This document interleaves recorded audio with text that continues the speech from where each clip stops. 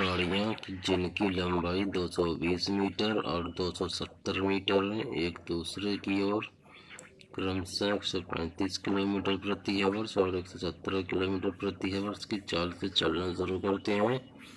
वे एक दूसरे को एक बिंदु पर पार करती हैं। रेलगाड़ियाँ एक दूसरे को कितने समय में पार करेंगी?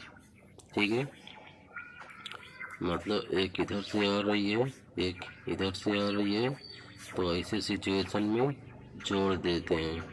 दूरियां भी किलोमीटर प्रति आवर्स में जो भी दिया होता है। ठीक है, तो यहाँ पे देखिए 117 प्लस 135 को जोड़ दीजिए,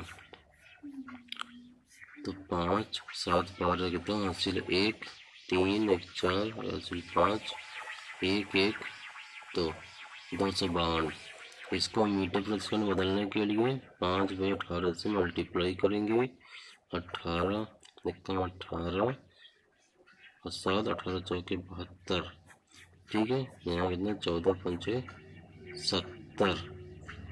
70 मीटर प्रति सेकंड ये आ जाएगा। ठीक है, इसके बाद यहाँ पे दूरियां दिया हुआ है, दूरियां जोड़ लीजिए। 220 प्लस 270 और इसको 70 से भाग दे दीजिए दूरियों को। ये कितना 0 7 3 9 2 2 4 बटे 70, तो 0 0 कैंसिल, 7 7 49। तो ये 7 सेकंड में एक दूसरे को कितने समय पार करेंगी? 7 सेकंड में पार करेंगी। बस इतना करना है। शादी के समारोह में 476 लोग उपस्थित थे। 213 शुद्ध शाकाहारी तथा 32 लोगों ने शाकाहारी और मांसाहारी दोनों प्रकार का भोजन खाया। समारोह में कितने लोगों ने सिर्फ मांसाहारी भोजन खाया? ठीक है, अब बनाते हैं 2 गोला और एक ऐसे बनाते हैं। 213 शुद्ध शाकाहारी, यहाँ पे 213 लिख लीजिए। ये क्या है? शुद्ध शाकाहारी है, शुद्ध शाकाहारी। अब क्या बोलता है? 32 लोगों ने शाकाहारी मांसाहारी दोनों खाया और ये हो गया मांसाहारी। ठीक है, ये शाकाहारी मांसाहारी दोनों, ये क्या है? शाकाहारी प्लस मांसाहारी, कितने हैं? 32। अब पूछ रहा समारोह में कितने लोगों ने सिर्फ मांसाहारी भोजन खाया, मतलब इसको पूछ रहा है। तो हम क्या करेंगे? 213 हम 32 जोड़ देंगे। 213 और 32 जोड़ दीजिए, कितना है? 3 2 5 3 1 4 245।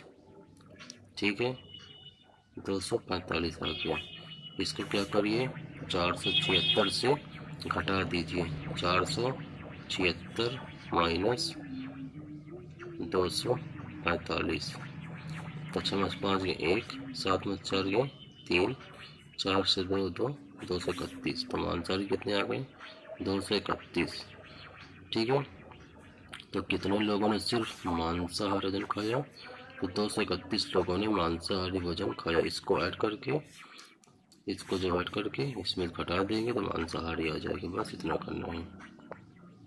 ये 3 घंटियां 10, 15 और 20 मिनट के अंतराल पर बजती हैं। यदि तीनों घंटियां 5 बजे पर एक साथ बजी हो तो वे अब एक साथ कब बजेंगी? ठीक है, तो यहाँ पे हम लोग क्या करेंगे? 10, 15 और 20 का एलसीएम लेंगे तो ये आ जाएगा 60।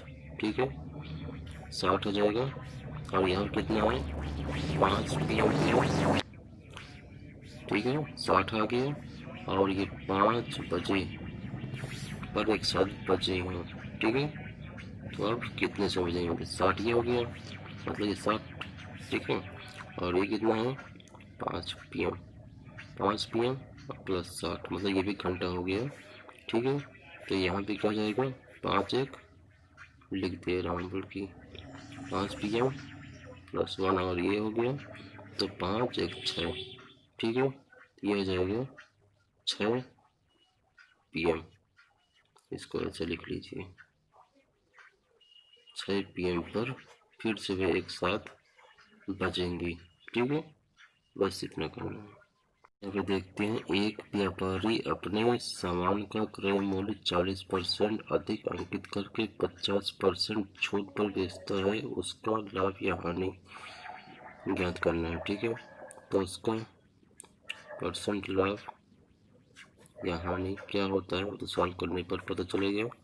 तो 40% अधिक अंकित करता है, 50% की छूट देता है, तो इसमें ऐसे करेंगे। ठीक है, 40 और 50/100। ठीक है, अब यहाँ पे देखिए, पहले क्वेश्चन देख लीजिए पूरा। ठीक है, ऐसे करने के बाद 40 50, ठीक है, माइनस 50 दूनी 100, 2 20 40, यहाँ पे 20 आ जाएगा। ठीक है, यहाँ से देखिए 40 माइनस 50 20 70 माइनस 70, फिर यहाँ से माइनस 30 आ जाएगा। मतलब यहाँ पे माइनस को ये दर्शाता है कि यहाँ पे हानि हुई है। ठीक है, तो यहाँ पे 30% की हानि होगी, लाभ नहीं होगा। ठीक है, माइनस यही दर्शा रहा है कि यहाँ पे लॉस हुआ है तो हानि हुई है। बस इतना करना है।